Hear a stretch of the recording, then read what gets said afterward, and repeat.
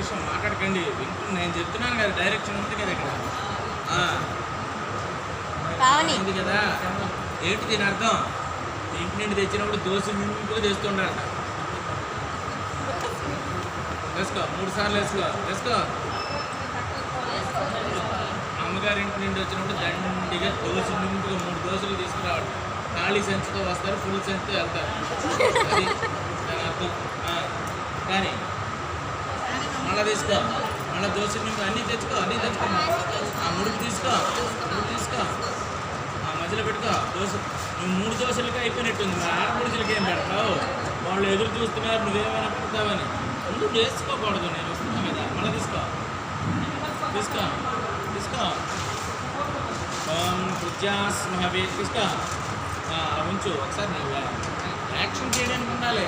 జీవితం అంటే development action అనేది. పూజ్యాస్మహవే సత్యం దేవనం జయమో వస్తూ వేసుకున్నావా? 2 పిడికిళ్ళు తీసుకో, వేసుకో. ఆడపడుచులు ఎవరమ్మా? రండి, ఆడపడుచులు ఎవరు? ముందా పెద్ద ఆడపడుచు ఎవరు? అమ్మనండి. ఎక్కడికి వెళ్ళిపోతే ఎలాగా? కూర్చో, కూర్చోలాగా హాయిగా కూర్చో ప్రశాంతంగా. ఏమొదినా వచ్చారని అడుగు. ఏమొదినా వచ్చావు అడుగు. ఏమొదినా వచ్చావని అడుగు. ఇంత అమ్మాయికిరాలమ్మా, ముందుకురా, ముందుకురా. అలా ఏదైనా ఉంటే పెడతామని వచ్చాను. ఏమీ లేదు వదినా, వదినా మాకు కష్టంగా ఉంది అని ఊహించేది అంతే. అంటే ఏంటి, మా దగ్గర కూడా ఏమీ కష్టంగా ఉంది. ఇప్పుడు ఇక్కడ సంతోషం. ఇప్పుడు ఇలాగన్నాం అనుకో, అమ్మో మా తమ్ముడు బాగా సంపాదిస్తున్నట్టున్నాడని. నిజమే, నేను అర్థం అదే. పరమార్థం ఏంటంటే ఆడపడుచులు పెట్టేటప్పుడు ఉప్పుచప్పుడు కాకుండా దేవం అనుకోకండి ఇదే ఉందని పెట్టాలి. ఇంటి నుండి తెచ్చినప్పుడు తెచ్చుకోవాలి. పెట్టు, ఆడపడుచులో పెట్టు, పెట్టు.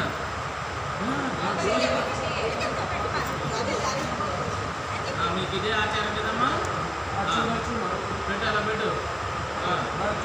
సూపర్.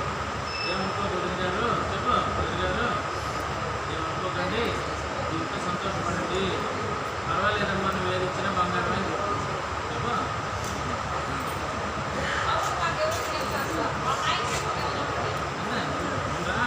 నీ పని అయిపోయింది. నీ పని ఏమ్మా లేదు. దండం పెట్టుకో కాళ్ళకి. రిజిస్టర్ అవుతూ ఉన్నాడు మాతో. దాని అర్థం అదే.